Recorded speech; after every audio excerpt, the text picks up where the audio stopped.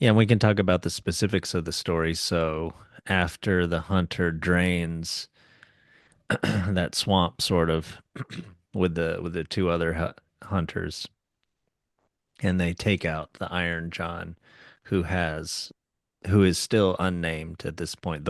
He's Mm. called the Wild Man, and he has hair down to his knees, and he's rust colored.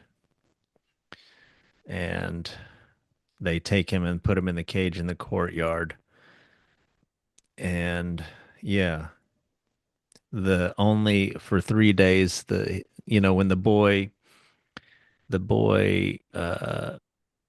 loses his ball in the cage, it's kind of like there's an attraction there. Like I think that's a symbol of a sign of his sort of interest.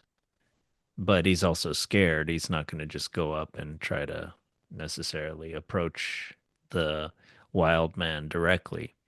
But yeah, he loses his ball there.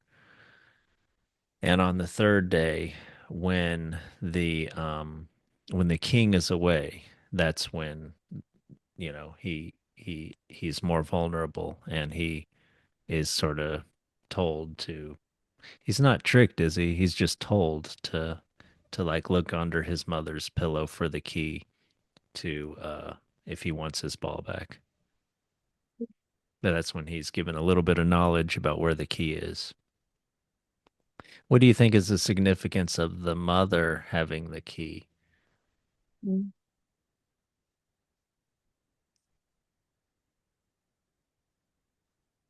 I mean, there's something to that, right? But I can't quite tell what that is.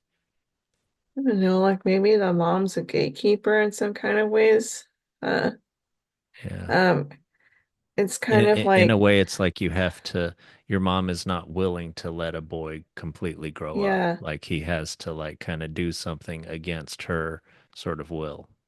yeah, like he needed to go through his mother to kind of become free to grow up because naturally, of course, a mom is more concerned with safety and keeping the child close by. That's right. Yeah. Uh, And then yeah, so when he yeah. opens the cage, he pinches his finger, which has implications later on in the story. And the gate is hard to open. It's a very strong gate. You need really strong bars to like keep this wild man in there.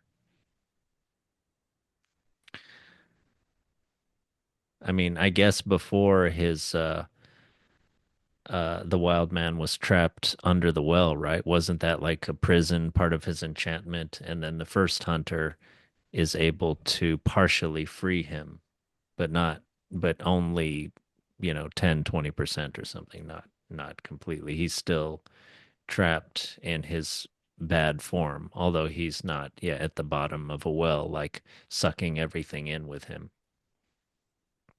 But anyway, yeah, it's interesting that you didn't know if the Iron Man, the Wild Man, at this point in the story was bad or not. But the boy like calls after him and says, "I'm gonna be whipped," and like so he kind of takes him with him, like to help him out, or maybe it's like he has seen that the boy has something that like uh makes him willing to take the boy with him.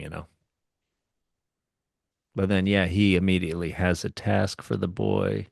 He has more purpose now than presumably than like sitting at the bottom of a well and like taking everything in that comes into the forest into it with him and presumably killing it. And now the boy has a task, yeah. But it's about keeping the purity of something. But of course his little curiosity or his little like inability to stand the pain in his finger or something leads him to pollute the well in some way, and he gets three chances. But of course, on the third chance, he's enchanted by his own reflection.